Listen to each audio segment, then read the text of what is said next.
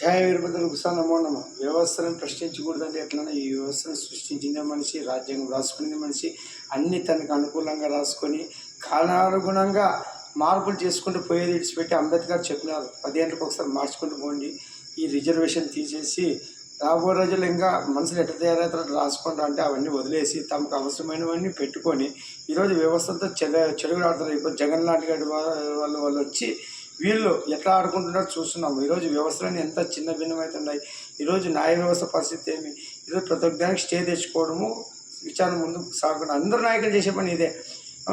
పార్టీలు మారి వాళ్ళు చేసేది దాన్ని నిలబెట్టుకోవాలని చేయడం అదే పని. పార్టీలు మారడం, పక్క పార్టీలకు జంప్ కావడం, ఇవన్నీ మనం మోడీ గారు ఎప్పుడో చేయాల్సి ఉంటుంది. రాజ్యాంగం ఫస్ట్ ఈ ఉచిత హామీలు ఏమైనా విద్య, వైద్యం, ఆరోగ్యం మౌలిక కోసం ఇవి తప్పితే ఏది ఇవ్వకూడదని ఒక శాసనం చేసి ఒక చట్టం చేసి పార్లమెంట్లో ఆమోదం తెలుపుకుంటే ఇవి తప్పు చేసినారు. ఇవన్నీ పక్క పార్టీలో పోకుండా వాళ్ళకి కఠిన నిర్ణయాలు తీసుకుంటే ఇవన్నీ జరుగు. రాజకీయము సక్రమంగా అంటుండే.